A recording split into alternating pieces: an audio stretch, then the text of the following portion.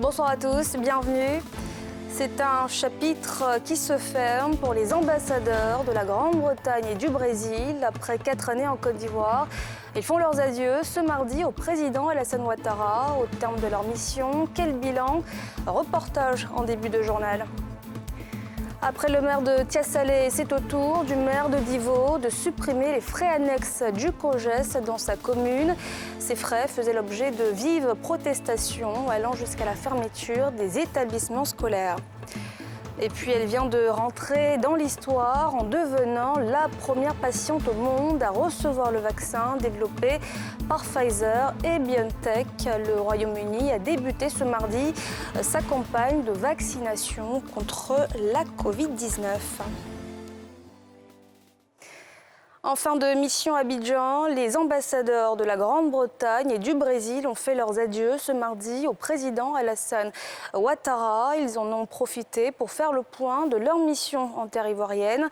4 années en Côte d'Ivoire qui auront permis de renforcer les relations entre nos pays. Pierre Dipomélin, Fulgence Kisiedou. Palais présidentiel au plateau ce mardi. Le président de la République Alassane Ouattara reçoit les ambassadeurs de la Grande-Bretagne et du Brésil en Côte d'Ivoire. Après plus de 4 ans de bons et loyaux services dans le renforcement des relations bilatérales entre leurs pays respectifs et la Côte d'Ivoire, ces diplomates en fin de mission viennent faire leur adieu. C'est aussi l'occasion pour eux d'évaluer les échanges diplomatiques, mais aussi économiques entre leurs pays et la Côte d'Ivoire. On a réussi ces 4 ans à faire avancer plusieurs dossiers des relations bilatérales. Quand je suis arrivé ici, il y avait un embargo au Brésil pour les exportations de cacao de la Côte d'Ivoire. On a réussi à résoudre ce problème. On a connu aussi une diversification des exportations de la Côte d'Ivoire vers le Brésil. Maintenant, nous importons pas seulement du cacao, mais nous importons de noix de cajou, de caoutchouc et d'autres produits ivoiriens.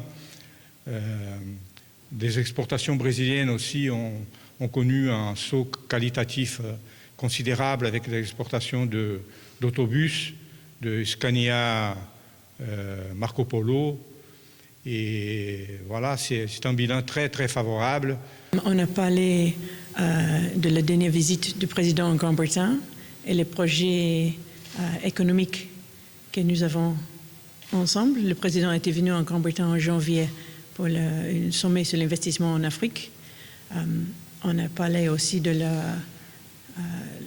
la sortie de la Grande-Bretagne de l'Union européenne et le fait qu'on a dernièrement signé un accord pour assurer la continuité de commerce entre la Grande-Bretagne et la Côte d'Ivoire, que c'est très important pour les exportations de cacao et les producteurs ivoiriens. Notons que la Côte d'Ivoire a renforcé sa politique d'ouverture et de diversification de ses partenaires en intégrant la dimension économique dans sa diplomatie. Résultat, les échanges commerciaux ont fait un bond qualitatif avant la survenue du coronavirus. Après le maire de Tiasalé, le maire de Divo supprime à son tour les frais annexes du COJES dans sa commune. Ces frais exigés aux parents à l'inscription de leurs enfants suscitaient des grincements de dents dans la ville, allant jusqu'à la fermeture de certains établissements scolaires. Nadja Eja, Mathieu Rimbadé. Je prends un arrêté, je vais signer devant vous plus de cotisations exceptionnelles dans les écoles, en dehors des 3 000. C'est une décision importante pour l'éducation préscolaire et primaire à Divo, perturbée depuis plusieurs semaines par des grèves à cause des frais du comité de gestion scolaire COJES. En effet, au-delà des 3 500 francs pour les CM2 et 3 000 francs pour les autres classes du primaire, certains établissements imposent des frais annexes parfois problématiques. Les parents ne supportent pas véritablement les levées de cotisation qui sont imposées par les différents COJES. Voilà. En réalité, quand on comprend bien dans le fond, une chose qui doit attirer les parents n'est pas ainsi faite. Les gens sont des groupuscules de personnes qui se regroupent aujourd'hui pour prendre des décisions. Et cela empiète sur le fonctionnement normal de l'école. Cette décision du maire de la commune, président des COJES du préscolaire et primaire, vient donc à point nommé. La suspension des frais annexes permettra de faciliter l'école pour tous, comme préconisé par le gouvernement. La commune de Divo, chaque fois qu'il y a des problèmes dans les écoles primaires et préscolaires, c'est nous qui intervenons. Lorsqu'il y a des toitures qui sont enlevées, on a construit énormément de salles de classe, aussi bien au préscolaire qu'au primaire. Nous avons pris la décision, pour l'instant, de supprimer toutes ces cotisations exceptionnelles, de nous en tenir qu'à ce qui est légal. Et on avisera si au niveau national une autre décision est prise. Les élèves sont là, la sérénité va revenir de sorte que l'école puisse reprendre rapidement. Notons que l'arrêté de suspension des frais annexes du COJES à Divo ne concerne que les préscolaires et primaires, ceux de l'enseignement secondaire étant sous la tutelle du conseil régional. La cité Villa Cadre de Cocody a désormais sa boîte à livres, une initiative d'une association citoyenne pilotée par la journaliste blogueuse Rita Dro. Le principe est simple, il repose sur l'échange et le partage, l'objectif étant de donner une seconde vie aux livres, mais aussi et surtout de susciter le goût de la lecture chez les Ivoiriens. Salif Yadekwe, Tanguy Konin. Démocratiser la pratique de la lecture par l'installation de la mini-bibliothèque dans les différents quartiers du pays. Tel est l'objectif de l'association Notre Boîte à Livres. À travers ce geste, l'initiatrice Rita Dro et ses amis comblent un vide. Le quartier Cocody, Villa Cadre, a sa boîte à livres. Un enfant qui lit deviendra obligatoirement un adulte qui pense. Dieu seul sait combien de fois nous avons besoin de penseurs dans son pays. Donc j'exhorte les enfants, mais aussi les adultes, à se familiariser aux livres parce que dans les livres, on améliore son vocabulaire. Dans les livres, on voyage. Dans les livres, on découvre la vie, mais surtout, on se forge une personnalité. Les enfants, première cible du projet, adhèrent à la boîte à livres qui leur apportera beaucoup. De nos jours, c'est vraiment difficile pour les jeunes de s'immiscer dans les livres et tout. Donc avoir une bibliothèque sur place, c'est vraiment un apport positif pour tous les jeunes de la cité, pour les jeunes, les enfants, même les adultes. Parce que voilà, il y a d'autres personnes qui sont âgées mais qui ont peur de prendre la parole en public ou qui ont peur de s'exprimer parce qu'il y a les gens et tout. Donc les livres nous permettent de vraiment nous plonger dans tout ça. Selon le journaliste écrivain Alex Kipré, résident de cette cité, l'initiative est d'une utilité même pour les parents d'élèves. C'est une initiative que nous saluons et on continue de propager le livre parce qu'on le sait. Pour pouvoir avoir une population jeune qui demain sera importante et pourra répondre aux questions et aux besoins de sa cité, il lui faut donc se former de façon extrascolaire. Et ce type d'initiatives sont des initiatives qui sont des compléments, des suppléments de formation intellectuelle pour nos enfants et c'est important. Cette boîte à livres n'est pas destinée simplement aux enfants parce que les parents aussi ont besoin. Il y a aujourd'hui des manuels qui sortent sur comment éduquer les enfants, comment faire face au phénomène de la drogue, comment être une bonne mère, ainsi de suite, comment aimer son enfant, comment ne pas divorcer. Rita Dro n'entend point s'arrêter en si bon chemin. Elle continue de parcourir quartier UP comme défavorisé avec le même objectif. Rapprocher le livre, instrument du savoir des populations. Des séances de lecture suivies des ateliers sont organisés régulièrement autour de ces boîtes. Tu mènes une vie de louga, une expression bien connue en Côte d'Ivoire qui signifie croquer la vie à pleines dents. Elle tire son origine dans l'histoire de Louga François, une icône de la musique ivoirienne dans les années 80. Après une vie riche en volupté, il s'est éteint à l'âge de 55 ans, plus de 20 ans après sa mort. Son nom résonne encore dans sa ville. Un mausolée a été construit au grand carrefour de la Kota, un hommage bien mérité selon les fils de sa région qui plaide pour plus d'action des pouvoirs publics afin de valoriser dignement l'artiste. Nadja Eja, Mathurin Badé.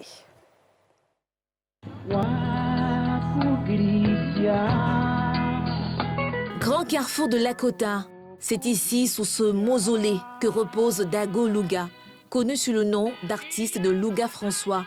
Originaire de cette ville du centre-ouest du pays, il aura marqué la mémoire collective des Ivoiriens par ses performances vocales, ses tenues vestimentaires et sa prestance scénique. Ce que j'ai retenu de lui, ce que les gens disent de lui, c'est que c'était un sapeur.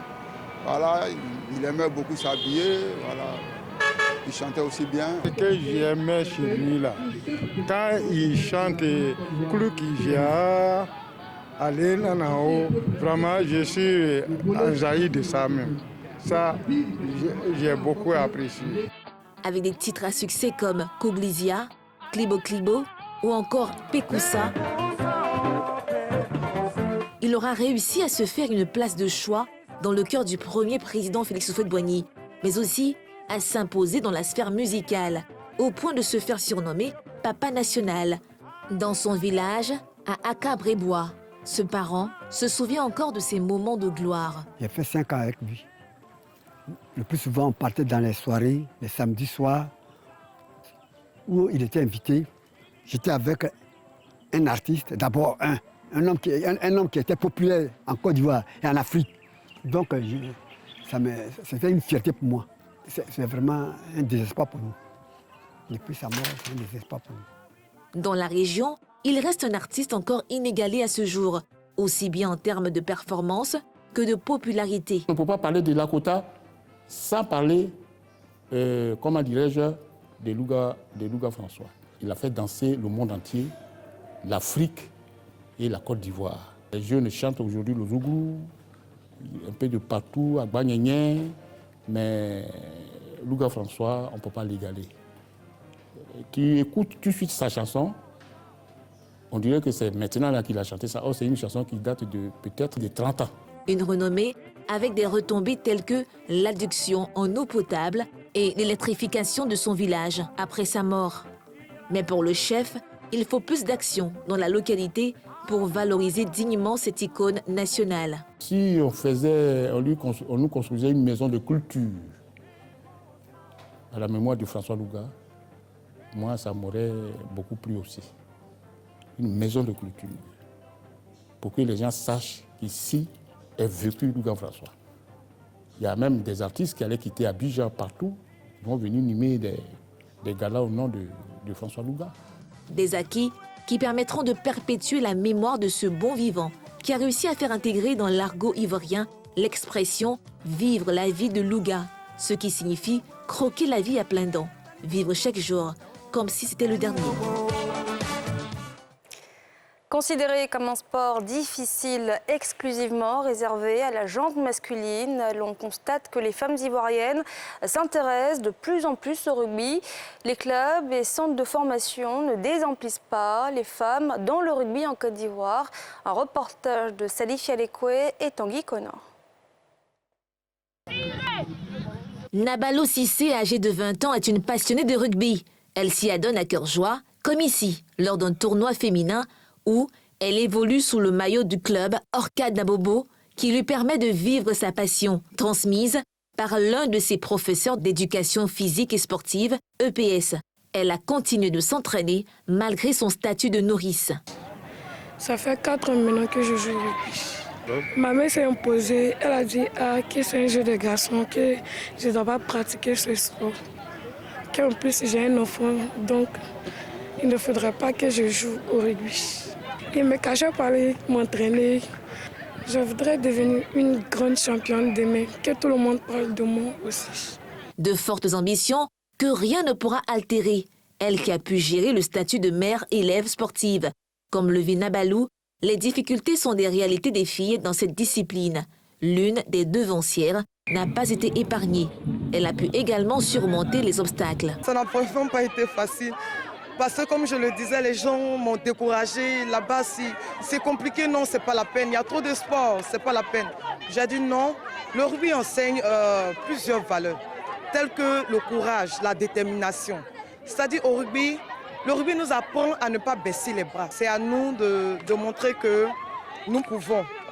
Nous pouvons et que tels que les hommes, nous aussi, nous avons des capacités en nous, des aptitudes physiques qui nous permettent aussi d'arriver, d'aller au-delà de ce que les gens pensent de nous. De vrais talents sous le regard des spécialistes comme le sélectionneur de l'équipe nationale féminine qui se félicite du niveau. Il y a un travail qui est fait au niveau du club. Là, ça reproduit sur le terrain. Tu vois les filles individuellement, techniquement, vraiment, il n'y a rien à dire. On a tendance à dire que le rugby est uniquement un sport fait pour des hommes, un sport masculin. Et nous voulons dire à la population ivoirienne que non, sur rugby, même les filles peuvent pratiquer ce sport. Voilà. C'est pourquoi on fait la promotion pour inciter les parents, pour inciter toute la population ivoirienne à laisser les filles jouer au rugby aussi, parce que c'est un sport pour les filles. Au niveau de la Fédération ivoirienne de rugby, on salue ce dynamisme dans le domaine. Concernant le rugby féminin, il y a eu une période, le rugby féminin en proprement parlé, c'est depuis les années 2000 que le rugby féminin a commencé à prendre l'ampleur. Et évidemment, la crise aidant, on n'a pas pu venir se faire voir comme il se devait. Aujourd'hui, nous sommes revenus à la charge, donc on repart encore avec ce rugby féminin-là, mais c'est petit à petit. Le rugby n'est pas un sport dangereux, le rugby, on dit c'est un sport de combattants. C'est dans une belle ambiance que les filles se retrouvent, aller l'utile à l'agréable. Comme quoi, le sport des garçons vrais est aussi un sport des filles. Le mois de décembre à Abidjan, comme partout dans le monde, rime avec fête de fin d'année et esprit de Noël. Mais c'est aussi le mois où l'on constate un pic d'embouteillage dans la ville, au grand désarroi des usagers de la route. Le constat, c'est à Abidjan, dans ce reportage de Yeli Traoré et Tanguy Conan. Abidjan n'est pas encore Lagos ou le Caire. Mais en ce début décembre, comme chaque année du reste, les embouteillages interminables sont redevenus le lot quotidien des habitants de la ville. Les artères principales, si elles ne sont pas complètement bloquées, on y avance presque par choc contre par choc. En cette fin de matinée, sortir de Trècheville pour aller dans la commune du Plateau via le pont Oufouette relève du parcours de combattants. Ça crée un peu de désagrément parce que un pont qu'on pourrait traverser en 1 ou 2 minutes, voilà, on est là, ça fait une trentaine de minutes. Voilà, donc ça crée un peu de désagrément quand même. Mais si c'est pour arranger le pont, pour vous servir une fois pour demain, c'est très bon. La fin des travaux de rénovation de ce pont sera un ouf de soulagement pour ceux qui empruntent cette voie stratégique qui dessert la zone portuaire. Une fois le pont franchi, tant bien que mal, la commune du Plateau est également en proie aux embouteillages. Idem sur le boulevard Lagunaire. À Cocody, au niveau du rond-point de la Riviera 2, l'un des points les plus congestionnés de la ville, la situation est devenue une véritable aubaine pour les vendeurs ambulants. Moins les véhicules avancent, plus ils ont le temps d'accoster les clients potentiels. Les choses deviennent encore plus confuses au niveau d'Adjamé, sur la voie passant devant Adjamé-Renol.